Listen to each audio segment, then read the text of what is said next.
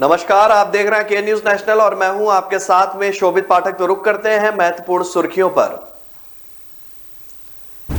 प्रधानमंत्री नरेंद्र मोदी आज शाहजहांपुर में 594 किलोमीटर लंबे गंगा एक्सप्रेसवे की नींव रखेंगे। वह एक जनसभा को भी यहां संबोधित करेंगे। पंजाब चुनाव में गठबंधन के लिए पूर्व सीएम कैप्टन अमरिंदर सिंह ने भाजपा के प्रदेश चुनाव प्रभारी केंद्रीय मंत्री गजेंद्र शेखावत से मुलाकात की।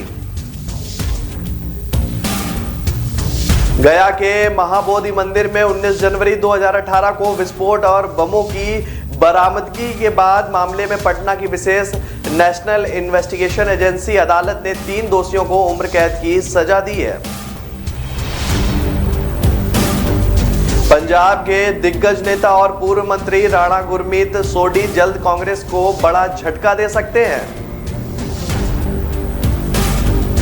लड़कियों की शादी की उम्र 18 से बढ़ाकर 21 साल किए जाने के कैबिनेट के फैसले पर समाजवादी पार्टी के सांसद तिलमिलाए हुए हैं।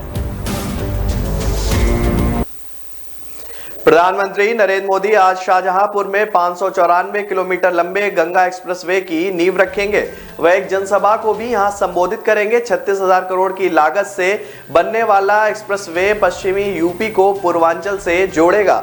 मेरठ से 12 जिलों से होता हुआ प्रयागराज में खत्म होगा। इसके जरिए मेरठ से प्रयागराज तक की जो दूरी 8-9 घंटे में पूरी होती है वह 6.5 घंटे में पूरी हो जाएगी। पीएम दोपहर 1 बजे शाहजहांपुर पहुंचेंगे।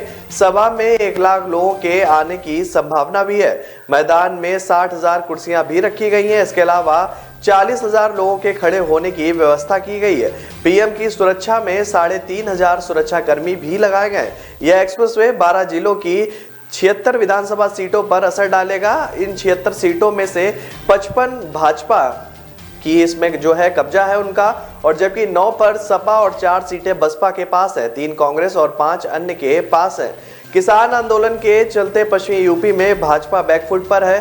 तीनों कृषि कानून वापस लेकर केंद्र सरकार ने सियासी समीकरण को साधने की कोशिश जरूर की है, लेकिन जानकारों का मानना है कि इसके बाद भी पश्चिमी यूपी की 136 सीटों में से 60 से ज्यादा सीटों पर असर पड़ेगा। पश्चिमी यूपी को साधने के साथ ही इस हाईवे से पूर्वांचल को भी भाजपा साध रही है।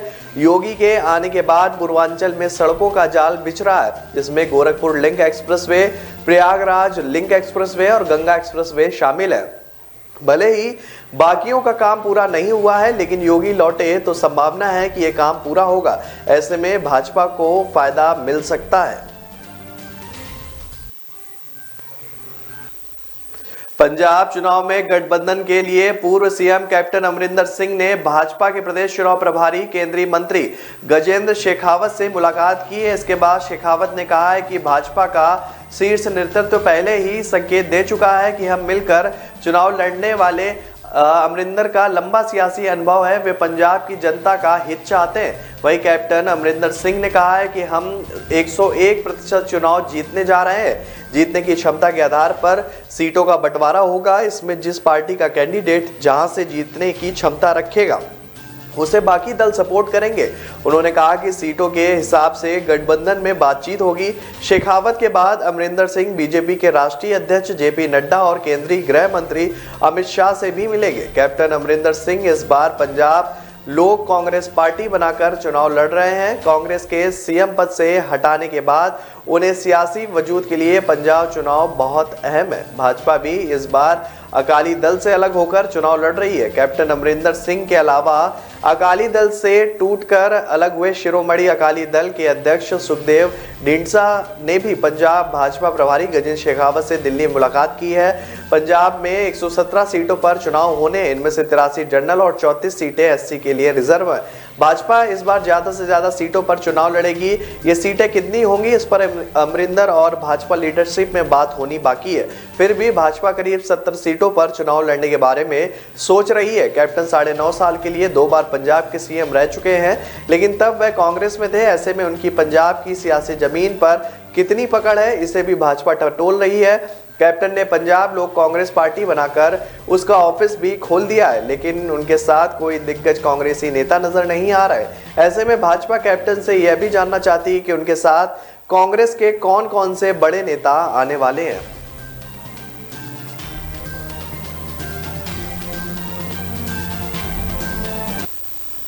गया के महाबोधि मंदिर में 19 जनवरी 2018 को विस्फोट और बमों की बरामदगी मामले में पटना की विशेष नेशनल इन्वेस्टिगेशन एजेंसी अदालत ने 3 दोषियों को उम्र कैद की सजा दी है। साथ ही 5 दोषियों को 10-10 साल जेल की सजा सुनाई है। विशेष न्यायाधीश गुरविंदर सिंह मल्होत्रा की अदालत ने शुक्रवार को सजा का ऐलान किया। अदालत ने 10 दिसंबर को सभी को अलग अलग धाराओं में दोषी करार दिया था। सभी फिलहाल पटना के बेऊर जेल में बंद है। विशेष पब्लिक प्रोसिक्यूटर लल्लन प्रसाद सिन्हा ने बताया कि 10 दिसंबर को सभी 8 दोषियों ने स्वेच्छा से अपना अपराध कबूल कर लिया था। इन सभी को आईपीसी की विभिन्न धाराओं में गैर कानूनी गतिविधि अधिनियम और विस्फोटक पदार्थ अधिनियम के तहत दोषी करार दिया गया था। मामले में 9वें आरोपी जाहिद उल इस्लाम ने अपना जुर्म नहीं कबूला है। उनके खिलाफ सुनवाई जारी रहेगी। इस मामले में 9 लोग आरोपित हैं, जिनमें से 8 से न्यायालय में पेशी के दौरान आवेदन दाखिल कर अपना अपराध कबूल किया था। कबूलनामे में यह भी कहा गया था कि उन्होंने बहकावे में आकर यह अपराध किया है और गिरफ्तारी के बाद लगातार जेल में बंद है। अब अपने समाज में वापस लौटकर सामान्य जीवन जीना चाहते हैं। इस घटना से पूर्व महाबोधि मंदिर परिसर में 2013 में भी बम विस्फोट की घटना हुई थी। बोधगया ब्लास्ट के दोषियों को सजा के लिए बेऊर जेल भेज दिया गया था। इन 8 आतंकियों को हाई सिक्योरिटी सेल में रखा गया है। सेल के आसपास सुरक्षा कड़ी कर दी गई है। जेल के बाहर बीएमपी जवानों को भी तैनात किया गया है, जबकि जेल के अंदर कक्षपालों सेल की निगरानी में तैनाती कर दी गई है। सीसीटीवी कैमरे से उन पर नजर रखी जा रही है। बस से उतरने के बाद उनकी कड़ी तलाशी ली गई। उन्हें सब्जी व रोटी खाने को भी भेजा गया। उम्र कैद की सजा पाने वाले आतंकी अहमद अली, पैगंबर शेख व नूर आलम ने भोजन नहीं किया था।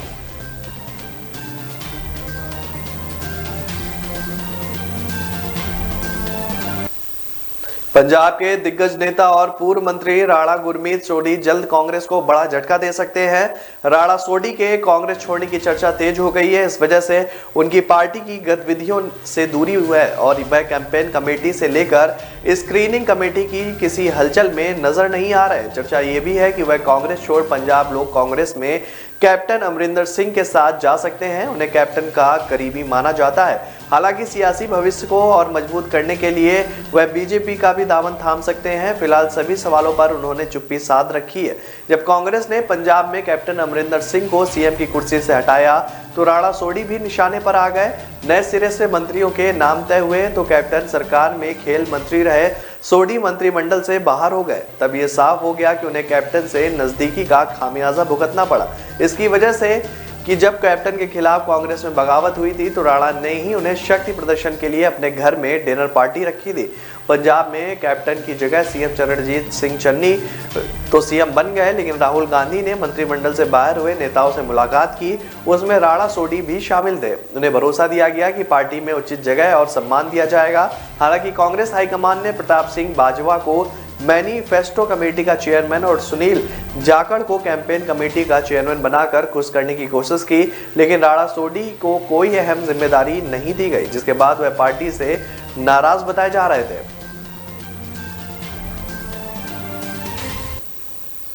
लड़कियों की शादी की उम्र 18 से बढ़कर 21 साल किए जाने के कैबिनेट के फैसले पर समाजवादी पार्टी के सांसद तिलमिलाए हुए हैं। संभल के एसपी सांसद डॉक्टर सफीरुर रहमान बर्क के बेतुके बयान के बाद अब मुरादाबाद से समाजवादी पार्टी सांसद डॉक्टर एसटी हसन ने भी विवादित बयान दिया है। सांसद हसन ने कहा है कि लड़कियों की फर्टाइल एज 26 से 30 साल होती है। शादी लेट होगी तो औलाद पैदा नहीं होगी, इनफर्टिलिटी की समस्या भी बढ़ जाएगी। सपा सांसद ने कहा कि फर्टाइल एज आते ही लड़कियों की शादी कर देनी चाहिए। लड़कियों की शादी में देरी करने से आवारगी और क्राइम दोनों बढ़ते हैं। समाजवादी सांसद ने लड़कियों की शादी की न्यूनतम उम्र 18 से घटाकर 16 साल करने की मांग की है। समाजवादी सांसद डॉक्टर हसन ने बयान में कहा है कि लड़कियों को जब 16-17 साल की होती है तो उनके लिए उनकी शादी अच्छे प्रपोजल आते हैं, इसके बाद उन्हें अच्छे रिश्ते नहीं आते। यदि सरकार लड़कियों की शादी की न्यूनतम उम्र 21 साल कर देगी तो फिर उन्हें अच्छे रिश्ते नहीं मिल पाएंगे। अच्छे रिश्तों के लिए भी इंतजार करना होगा और इस इंतजार में फर्टाइल एज निकल जाएगी। डॉक्टर हसन का कहना है कि यदि देरी से ही शादी होगी तो बच्चे भी देरी से होंगे।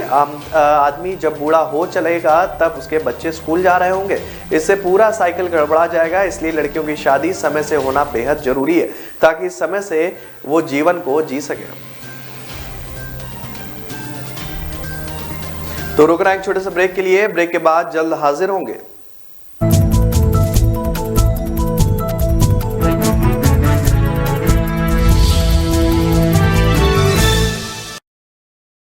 सबको ईमानदारी का शौक चढ़ा है। बताओ, अरे सड़क पे थोड़े गड्ढे ही तो आते थे, अमेरिका की सड़क लेकर क्या करते? सारा पैसा अगर सड़क पे लगा देते ना तो हमारी अय्यासी का क्या होता। पिछली सरकार भी तो थी, कागजों पे काम, मुंह मांगा था, लेकिन इनकी ईमानदारी के चक्कर में हमारी ठेकेदारी तो गई, पुराने घोटालों की सारी फाइलें भी खोल दी। अब लगे हैं जमानत के चक्कर में। वकील साहब, इस बार तो हो जाएगी ना जमानत? अरे वकील साहब, 2017 से पहले सरकारी पैसे को खाना जो अपना हक समझते थे, 2017 के बाद उन पर काबू होने से प्रदेश की तरक्की में जो फर्क आया है वो फर्क साफ है। फर्क साफ है।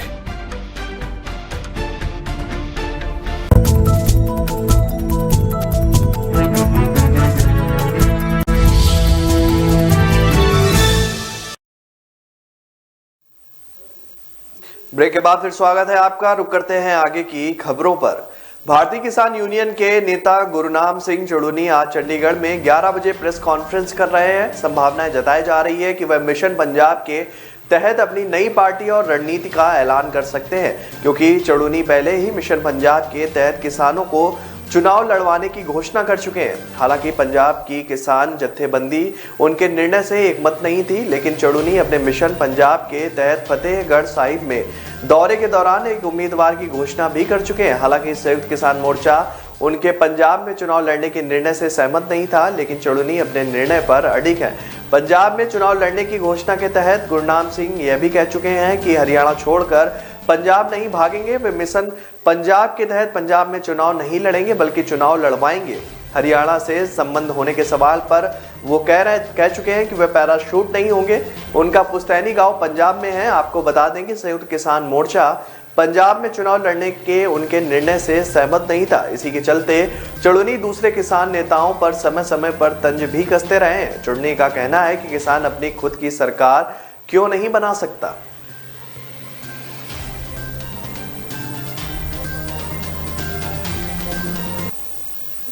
चुनावी रणनीतिकार प्रशांत किशोर ने कहा है कि अगर मौका आया, स्थिति बनी, तो वो नरेंद्र मोदी, राहुल गांधी और कैप्टन अमरिंदर सिंह के बजाय मुख्यमंत्री नीतीश कुमार के साथ फिर से काम करना चाहेंगे। वे एक निजी चैनल के कार्यक्रम में बोल रहे थे। उन्होंने दिल्ली के मुख्यमंत्री अरविंद केजरीवाल की तुलना में नीतीश कुमार को बहुत बेहतर बताया। एक अन्य सवाल के जवाब में उन्होंने साफ किया कि वे कैप्टन अमरिंदर सिंह के साथ किसी भी सूरत में काम नहीं करना चाहेंगे। आप क्या बनना चाहेंगे? CM, cabinet minister, head of the government, think tank या विदेश में द्वीप पर आरामदायक जीवन चाहेंगे? पीके ने इसमें से कुछ नहीं कहा। उनसे पूछा गया कि राहुल गांधी का पीएम बनना संभव है, तो उन्होंने कहा कि हाँ, गांधी परिवार के बिना कांग्रेस पार्टी जो है वो नहीं चल सकती। पीके ने कहा कि कांग्रेस पार्टी इसकी अनुमति देगी। पीके ने कहा कि हाँ, कांग्रेस देश का प्रतिनिधित्व करती है, देश की पार्टी है। गांधी परिवार बस उसका लीडर है, कस्टोडियन है। राहुल गांधी व प्रियंका वाड्रा में कौन बेहतर है? प्रशांत कुमार ने कहा कि दोनों। राहुल गांधी, ममता बनर्जी, अमित शाह, नरेंद्र मोदी में बेहतर कौन नेता है? तो प्रशांत किशोर ने कहा कि जनता के मिजाज से इसकी गवाही जानी चाहिए, तो नरेंद्र मोदी। पीके ने कहा, मैं तो यह नहीं कहता कि 2022 का उत्तर प्रदेश चुनाव भाजपा भारी जो है बहुमत से जीतेगी। तो प्रशांत किशोर ने कहा कि हाँ, जीतने की संभावना है। कांग्रेस के गढ़ अमेठी के एक दिवसीय दौरे पर आज राहुल गांधी बहन प्रियंका के साथ आ रहे हैं। उत्तर प्रदेश चुनाव को लेकर यह उनका अमेठी का पहला दौरा है। यहाँ वह जगदीशपुर विधानसभा में 5 किलोमीटर की भाजपा भगाओ महंगाई हटाओ प्रतिज्ञा पदयात्रा बहन प्रियंका के साथ करेंगे। इसके बाद हारीमऊ गांव में एक जनसभा को संबोधित करेंगे। जगदीशपुर अमेठी की वही विधानसभा है जहां 32 साल में कांग्रेस सिर्फ 3 बार हारी है। साल दर साल अमेठी में कांग्रेस यूं तो कमजोर होती ही गई है, लेकिन बीते 32 सालों में कहीं ना कहीं जगदीशपुर विधानसभा पर कांग्रेस की पकड़ बनी रही। 1989 से 2021 के बीच 32 सालों में यहाँ कांग्रेस सिर्फ 3 बार हारी है। दरअसल जगदीशपुर विधानसभा वही क्षेत्र है जहाँ गांधी परिवार ने सत्ता में रहते हुए इंडस्ट्रियल कॉरिडोर विकसित किया। हालांकि समय के साथ यहाँ का विकास खत्म हो गया था। स्थायी लोगों के मुताबिक Indo Gulf Fertilizers, Bharat Heavy Electricals Limited के अलावा तमाम शैक्षणिक और तकनीकी संस्थान हैं। हालांकि इसके बाद कुछ बढ़ा भी नहीं है। जगदीशपुर सुरक्षित सीट में आती है, ऐसे में यहाँ दलित वोटर्स की संख्या ज्यादा है। कांग्रेस का कभी कोर वोट बैंक रहा दलित अब दूसरे इलाकों में दूसरी पार्टियों में चला गया है, लेकिन यहां अभी भी लोग कांग्रेस को अहमियत देते हैं।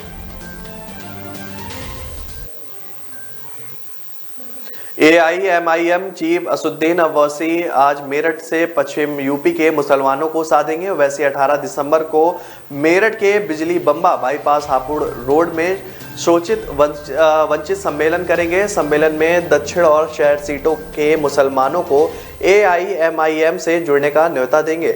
सपा के मुस्लिम वोट में सेंधमारी के लिए असुद्दीन ओवैसी की मेरठ में 2 महीने में यह दूसरी सभा है। इससे पहले मेरठ के किठौर में ओवैसी ने सभा की थी। 13 नवंबर को मेरठ के नौचंदी मैदान में ओवैसी की जनसभा होनी थी, मगर अनुमति न मिलने के कारण सभा अंतिम समय पर कैंसिल करनी पड़ी। सपा के लिए खतरा बने ओवैसी आज होने वाले शोषित वंचित सम्मेलन में मेरठ शहर और मेरठ दक्षिण 2 विधानसभा सीटों से ये जुड़ाव रखता है। मेरठ में ये 2 सीटें ऐसी हैं जहां पर मुस्लिम मतदाता काफी संख्या में है। शहर सीट पर वर्तमान में सपा के रफीक अंसारी विधायक हैं। 2017 के विधानसभा चुनाव में समाजवादी पार्टी के रफीक अंसारी यहां से भाजपा प्रत्याशी लक्ष्मीकांत वाजपेयी को 28,769 मतों से हराया था। हिंदू मुसलमान की सीधी टक्कर वाली इस सीट पर ओवैसी की दस्तक मुसलमान वोटों का बंटवारा कर समाजवादी पार्टी को सीधे नुकसान पहुंचा सकती है।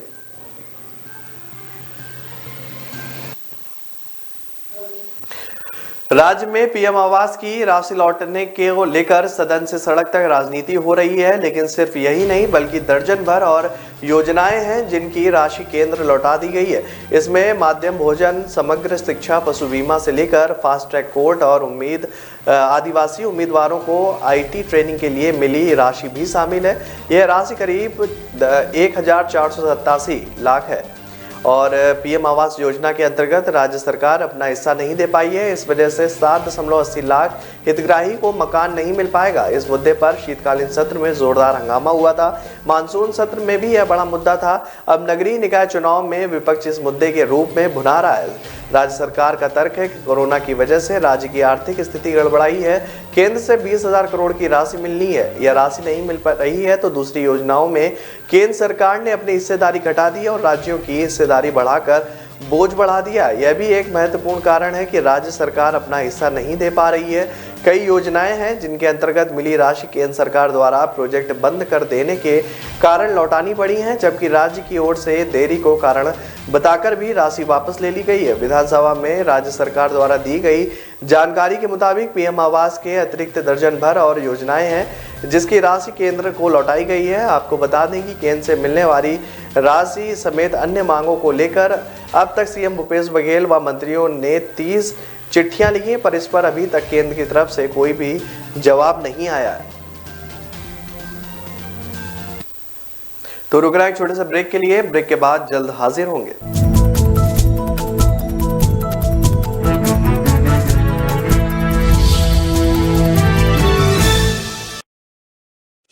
न ऐश का न द्वेष का, यह दंगल है देश का।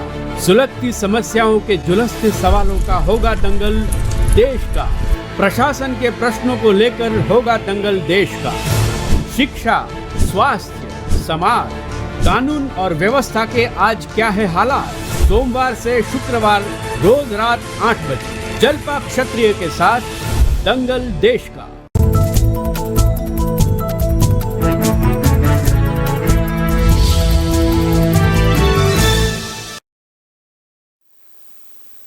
ब्रेक के बाद फिर स्वागत है आपका। रुक करते हैं आगे की खबरों पर। दिल्ली सरकार ने national building construction corporation limited पर प्रदूषण फैलाने के आरोप लगाते हुए 1 करोड़ रुपए का भारी भरकम जुर्माना लगा दिया। दिल्ली के पर्यावरण मंत्री गोपाल राय ने कहा है कि एक तरफ दिल्ली में भारी प्रदूषण के कारण लोग बेहाल हैं। प्रदूषण को देखते हुए सुप्रीम कोर्ट के आदेश पर दिल्ली में निर्माण व बाहर से आने वाली ट्रकों के एंट्री पर दिल्ली सरकार ने रोक लगा रखी है। पर्यावरण मंत्री गोपाल राय ने कहा कि इसके बाद भी दिल्ली के नेताजी शहर में NBCC की साइट पर रात के अंधेरे में काम करवा रहे थे। पर्यावरण मंत्री गोपाल राय ने कहा कि नेताजी नगर स्थित NBCC की साइट को भी सील करने के निर्देश दिए गए हैं। DPPC की टीम ने NBCC की साइट पर 3 दिसंबर को भी छापे मारे थे। नियमों का उल्लंघन मिलने पर 5 लाख का जुर्माना लगाया गया था, जहां पर सुप्रीम कोर्ट के आदेश का उल्लंघन देखा गया था। इसके बाद DPCC, traffic police, transport department और एनबीसीसी के अधिकारियों के साथ मीटिंग की गई। एनबीसीसी के बार के उल्लंघन को देखते हुए कंपनी के ऊपर 1 करोड़ रुपए का जुर्माना लगाया गया है। नेताजी नगर की साइट को तत्काल प्रभाव से सील करने का निर्देश भी दिया गया है। पर्यावरण मंत्री गोपाल राय ने कहा कि नेताजी नगर स्थित एनबीसीसी के द्वारा रात के अंधेरे में सुनियोजित तरीके से फायदा उठाकर निर्माण करने का मामला सामने आने के बाद दिल्ली सरकार ने 11 नाइट पेट्रोलिंग दस्ता का भी गठन किया है, जो रात्रि में कंस्ट्रक्शन और डिमोलिशन कार्यों पर नजर रखेगी। गोपाल राय ने कहा कि केजरीवाल सरकार की तरफ से दिल्ली के अंदर प्रदूषण के खिलाफ लगातार अभियान चलाए जा रहे हैं। दिल्ली के अंदर सभी कंस्ट्रक्शन और डिमोलिश कार्यों पर बैन लगा हुआ है। इसके अलावा बाहर से आने वाले ट्रकों पर भी रोक लगाई गई है। परिवहन विभाग की ओर और ट्रैफिक पुलिस को निर्देश दिया गया है कि नियम के उल्लंघन करने वाले पर सख्त एक्शन लिया जाए।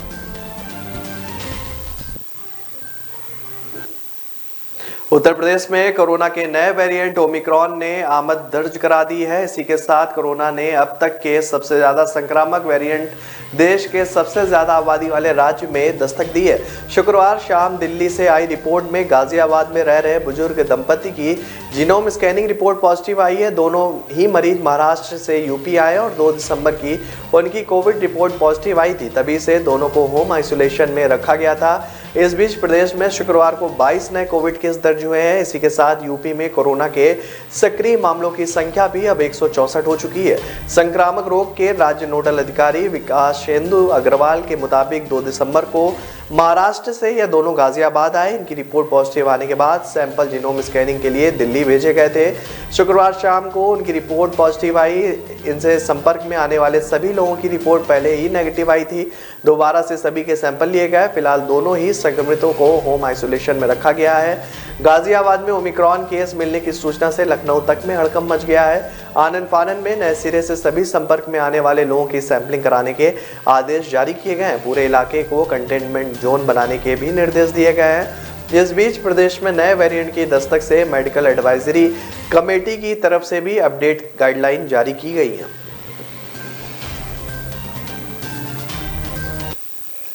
राज्य में उच्च शिक्षा का स्तर ऊंचा उठाने और शिक्षण के लिए स्टाफ में उत्साह बढ़ाने के लिए मंत्रिमंडल ने राज्य के सहायता प्राप्त कॉलेजों में नॉन टीचिंग स्टाफ और विभिन्न विषयों में खाली पदों पर नियुक्ति 1925 सहायक प्रोफेसरों की सेवाओं को रेगुलर करने की मंजूरी दे दी है। शुक्रवार को शाम मुख्यमंत्री चरणजीत सिंह चन्नी की अध्यक्षता में मंत्रिमंडल की बैठक के दौरान लिया गया ये फैसला था। राज्य के सहायता प्राप्त कॉलेजों में 1925 खाली पद 3 वर्षों के लिए ठेके के आधार पर चरणबद्ध तरीके से 15,600, 6,000 और टोटल 21,600 रुपए की मूल वेतन भरने की मंजूरी दी गई। मूल्यांकन समितियों द्वारा कार्य के मूल्यांकन के आधार पर उन्हें रेगुलर करने के लिए भी विचार किया गया था। मंत्रिमंडल ने जालंधर व नवा शहर में 2 नए सरकारी डिग्री कॉलेज खोलने की मंजूरी दी है। जालंधर के आदमपुर में काशी राम के नाम पर नया डिग्री कॉलेज खोला जाएगा। शैक्षणिक सत्र 1 जुलाई 2022 से शुरू होगा, जबकि दूसरा सरकारी डिग्री कॉलेज नवाज शहर के बंगा गांव सरहाल रनोवा में खोला जाएगा। हरियाणा विधानसभा का सेशन शुक्रवार दोपहर 2 बजे शुरू हुआ। विधानसभा सत्र शुरू होने पर सबसे पहले सीडीएस विपिन रावत और अन्य सैन्यकर्मियों को हेलीकॉप्टर क्रैश होने पर उनको श्रद्धांजलि दी गई। 2 मिनट का मौन भी रखा गया। कांग्रेस विधायक दल के नेता भूपेंद्र सिंह हुड्डा ने शोक प्रस्ताव में किसान कौम श्रद्धांजलि देने की मांग की। वहीं इनेलो विधायक अभय सिंह चौटाला ने सीएम को विधानसभा में कृषि कानून प्रस्ताव को वापस लेने और सदन में माफी मांगने की बात कही। प्रश्नकाल और शून्यकाल में विधानसभा अध्यक्ष ज्ञानचंद गुप्ता की कांग्रेस विधायिका गीता बुक्कल के साथ तीखी बहस भी हुई। अध्यक्ष ने गीता बुक्कल को सदन से नेम करने की चेतावनी भी दी। पहले दिन सदन में किसान आंदोलन, HPSCC और विश्वविद्यालयों की स्वायत्तता का मुद्दा छाया रहा। वहीं किरण चौधरी ने विधायकों के प्रश्नों का सदन में चर्चा न करने पर नाराजगी जताई। विधायकों ने परिवहन समस्याएं भी रखी। इस पर परिवहन मंत्री मूलचंद शर्मा ने जवाब दिया कि कुरुक्षेत्र लाडवा मार्ग पर बसों की संख्या बढ़ाने पर विचार किया जा रहा है। परिवहन मंत्री मूलचंद शर्मा ने कहा कि लंबे रूट की बसों को रोकने को पुलों के नीचे रुकने के आदेश दिए गए हैं। विधायक रामकरण ने खालों के निर्माण का सवाल किया। कृषि मंत्री JP दयाल ने कहा कि खालों के विस्तार के लिए नई नीति जारी की गई है। विधायक जोगीराम सिहाग ने कहा कि उन्होंने पिछले सेशन में कई नाले दिए थे, आज तक नहीं बने। नई पॉलिसी में भी सूक्ष्म विधि से एरिया कवर किया जाएगा। पक्के नाले वो बनाए जाएंगे जो पाइप लाइन की सहमति देंगे। 20 साल पुराने खालों को पक्का किया जाएगा। नई नीति कामयाब नहीं होगी। 9 इंच की दीवार बनाकर खाला बनाएं ताकि पानी खराब ना हो। पंजाब में कांग्रेस को सत्ता में लाने के लिए प्रदेश प्रधान नवजोत सिद्धू ने नया सियासी दांव चला है। शुक्रवार को सिद्धू अचानक मोहाली के लेबर चौक पर पहुंच गए, जहां मजदूरों से मुलाकात के बाद सिद्धू ने पंजाब में शहरी रोजगार गारंटी मिशन का ऐलान कर दिया।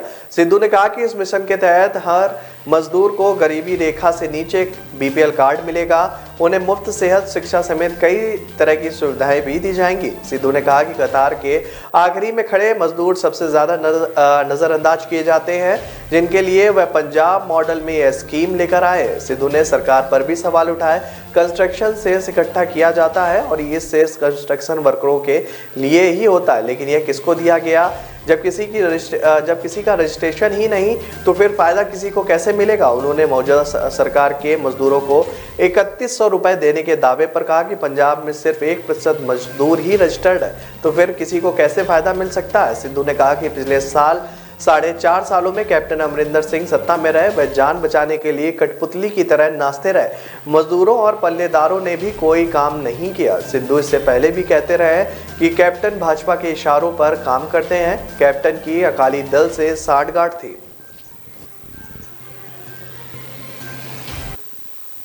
तो फिलहाल इस बुलेटिन में मेरे साथ इतना ही। आगे की खबरों के लिए बने रहिए के न्यूज़ नेशनल के साथ। नमस्कार।